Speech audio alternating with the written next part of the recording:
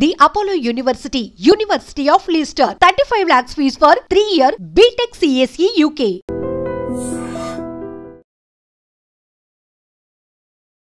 నమస్తే welcome to healthy conversations with I dream. నేను మీ ఛాన్సీ.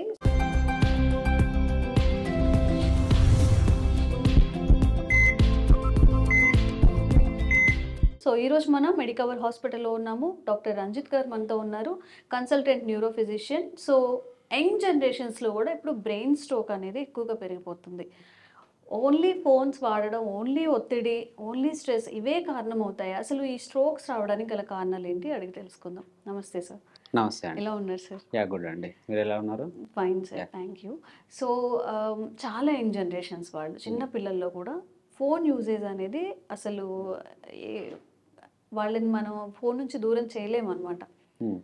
అంటే ఎక్కువగా ఈ డిజిటల్కి కనెక్ట్ అవ్వడం వల్లనే ఈ స్ట్రోక్స్ అనేవి వస్తున్నాయా? ఇంకా ఎలాంటి ఇష్యూస్ రిలేట్ అయి ఉంటాయి బ్రెయిన్ స్ట్రోక్ విషయంలో? సో బ్రెయిన్ స్ట్రోక్ అంటే పెరాలసిస్ అండి. బేసికల్లీ హార్ట్లో రక్తనాళాలు ఎలా అయితే బ్లాక్ అయితే హార్ట్ స్ట్రోక్ వస్తుందో, అలాగే బ్రెయిన్లో రక్తనాళాలు ఏదైనా కారణం వల్ల బ్లాక్ అయితే కనుక రక్త ప్రసరణ లేక బ్రెయిన్ స్ట్రోక్ వస్తుంది. సో బ్రెయిన్ స్ట్రోక్ వచ్చినప్పుడు సిమ్టమ్స్ ఏముంటాయంటే పెరాలసిస్, అంటే ఒక సైడ్ వీక్నెస్ వచ్చే అవకాశం ఉంటుందన్నమాట. కుడివైపు కాలు చేయి పడిపోవటం, ఆర్ ఎడం వైపు కాలు చేయి పడిపోవటం, మాట రాకుండా అవటము, అంటే సడన్గా చూపు తగ్గిపోవటము, బ్యాలెన్స్ ఫంక్షన్ అంటే సరిగ్గా నడవలేకపోవటం, ఇలాంటి సిమ్టమ్స్ రావచ్చు. అంటే ఇప్పుడు ఒక వ్యక్తికి సమ్ హ్యాండ్ మూమెంట్స్ లేదు, చేతికి పక్షవాతం వచ్చిందని చెప్తుంటే, అంటే ఫస్ట్ బ్రెయిన్లో జరిగి ఆ తర్వాత బాడీ పార్ట్స్కి. అవునండి. సో ఫస్ట్ బ్రెయిన్లో కనుక బ్లడ్ క్లాట్ అయితే దాని నుంచి ఒకవైపు కాలు చేయి పని చేయకపోవటం ఇలా జరుగుతుంది అనమాట. మన బ్రెయిన్లో ఒక్కొక్క పార్ట్ ఒక్కొక్క ఏరియాని కంట్రోల్ చేస్తూ ఉంటుంది. సో మాట కంట్రోల్ చేసే ఏరియాలో స్ట్రోక్ వస్తే మాట పడిపోయే అవకాశం ఉంటుంది. కాలు చేయి పని చేసే ఏరియాలో స్ట్రోక్ వస్తే కాలు చేయి పని చేయకుండా ఉండే అవకాశం ఉంటుంది. సో ఏ ఏరియాలో బ్లడ్ సప్లై కట్ ఆఫ్ అయిందో ఆ ఏరియాకి సంబంధించినటువంటి ఫంక్షన్ అనేది జరగకపోవచ్చు అనమాట. సో ఈ ఫోన్ యూసేజ్ వల్ల స్ట్రోక్ రావటం అనేది అంతగా రిలేషన్ లేకపోవచ్చు అండి. వేరే న్యూరలాజికల్ కండిషన్స్ రావచ్చు ఫోన్ యూసేజ్ వల్ల. బట్ ఈ స్ట్రోక్ అనేది ఎందుకు వస్తుందంటే అండి, ఏదైనా కారణాల వల్ల రక్తనాళాల్లో క్లాట్స్ ఫార్మ్ అయితే బ్రెయిన్లో. సో ఫర్ ఎగ్జాంపుల్ హార్ట్ యొక్క ప్రాబ్లమ్స్ ఉన్నాయి, ఆ హార్ట్ ఇర్రెగ్యులారిటీస్ వల్ల హార్ట్లో క్లాట్ ఫార్మ్ అయ్యి తలలోపలికి వెళ్ళింది అనుకోండి, తలలో పెరాలసిస్ రావచ్చు. ఆర్ బ్లడ్ వెజల్స్ యొక్క ప్రాబ్లమ్స్ ఉంటాయి, అంటే ఎథెరోస్క్లిరోసిస్ అని చెప్పేసి ఉంటుంది. దానివల్ల రక్తనాళాలు పూడుకుపోవటం అనమాట. ఎథెరోస్క్లిరోసిస్ అంటే కొవ్వు మొదలైన వాటి వల్ల రక్తనాళాలు పూడుకుపోవటం వల్ల బ్రెయిన్లో బ్లడ్ వెజల్స్ బ్లాక్ అయితే కనుక దానివల్ల కూడా స్ట్రోక్ రావచ్చు.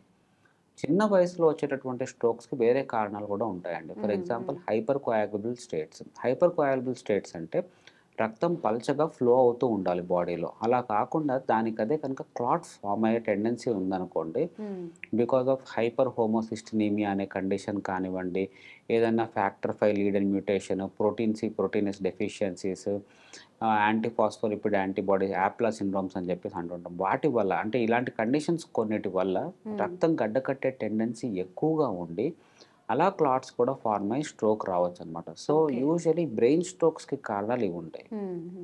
ఓకే. అండ్ బ్రెయిన్ స్ట్రోక్తో పాటుగా ఫిట్స్ కూడా, అంటే ఇంతకుముందు ఎక్కడో, అంటే మొత్తం క్లాస్ రూమ్ మొత్తంలో, క్లాస్ కాదు ఒక హోల్ స్కూల్లో ఎవరో ఒక్క స్టూడెంట్ అలా ఆ ఇష్యూస్ ఫేస్ చేసేవాళ్ళు. మీరు రీసెంట్ టైమ్స్లో ఫ్రమ్ ద పాస్ట్ 10 years నుంచి ఫిట్స్ కూడా ఎక్కువగా ఆ రిలేటెడ్ పేషెంట్స్ వస్తున్నారు. దీనికి ఏంటి కారణాలు ఏమై ఉండొచ్చు?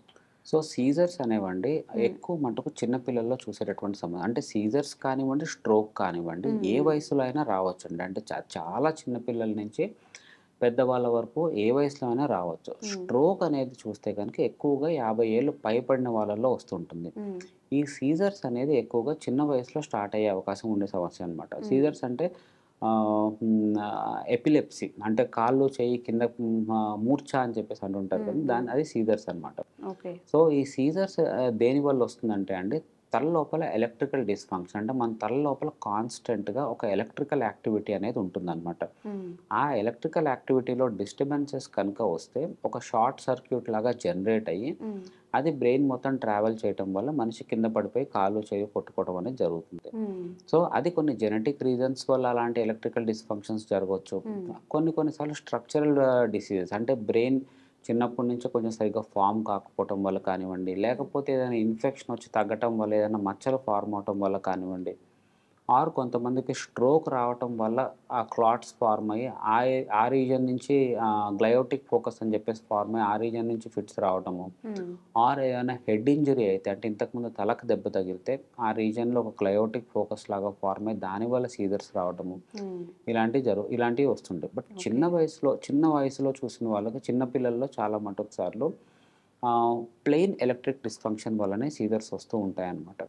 సో మీరు చెప్పినట్టు ఆ స్కూల్లో కింద పడిపోవటము ఇలానే చాలామంది పిల్లలు వస్తూ ఉంటారు. సో అలా వచ్చినప్పుడు ఏంటి అంటే బేసికల్లీ రీజన్ ఏంటి, వాళ్ళ ఎంఆర్ఐ బ్రెయిన్ బాగానే ఉందా, ఏదైనా డెవలప్మెంటల్ ప్రాబ్లమ్స్ ఉన్నాయా, ఈజీ ఎలా ఉంది, నెక్స్ట్ మళ్ళీ వచ్చే అవకాశం ఎంతవరకు ఉంది, ఇవి అసెస్ చేసుకుని ట్రీట్మెంట్ స్టార్ట్ చేస్తూ ఉంటాం. ఓకే. ఇప్పుడు నార్మల్గా జెనెటికల్గా ఇప్పుడు మేనరికం పెళ్ళిళ్ళు అంటూ ఉంటారు కదండి. సో అట్లా ఏమైనా 3 generations 4 generations మ్యారేజెస్ చేసుకున్నప్పుడు ఈ ఫిట్స్ కానీ ఈ బ్రెయిన్ స్ట్రోక్ కానీ ఇవి వచ్చే అవకాశం ఉంటుందా? సో యూజువల్లీ ఏంటంటే అండి, జెనెటిక్గా సీజర్స్ వచ్చే టెండెన్సీస్ అంటే జెనెటిక్ ఎపిలెప్సీస్ అని చెప్పేసి ఉంటాయండి.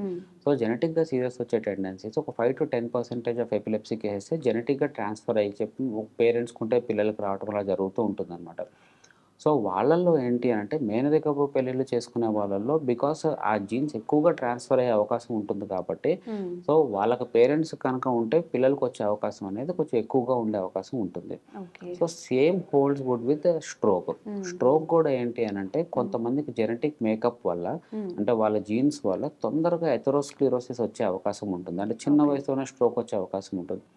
కొంతమందికి వాళ్ళ జెనెటిక్ మేకప్ వల్ల హైపర్ డిస్లిపిడీమియా అంటే కొలెస్ట్రాల్స్ ఎక్కువ ఉండటం కానివ్వండి, కొంతమందికి కొన్ని రకాల మైటోకాండ్రియల్ డిజార్డర్స్ అని చెప్పేసి అంటుంటాం, అలాంటివి రావటం కానివ్వండి అవకాశం ఉంటుందన్నమాట.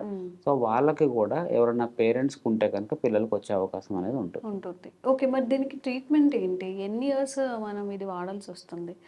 సో ఏదైనా సరే అండి, సో స్ట్రోక్ కనుక వస్తే, ఒకసారి స్ట్రోక్ వస్తే యూజువల్లీ దానికి కారణం ఏంటి అని చెప్పేసి తెలుసుకోవడానికి ట్రై చేస్తామండి. సో కారణం ఏంటి అని చెప్పేసి ఫర్ ఎగ్జాంపుల్ ఈ కొలెస్ట్రాల్ ఎక్కువ ఉండటం వల్లనే వచ్చింది, ఆర్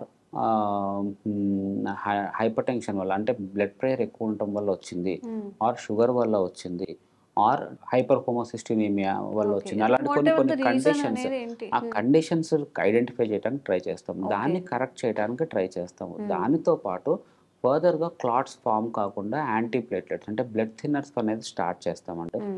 సో బ్లడ్ థిన్నర్స్ అనేది చాలా మటుకు మందికి ఆల్మోస్ట్ లైఫ్ లాంగ్ అవసరం పడతాయండి.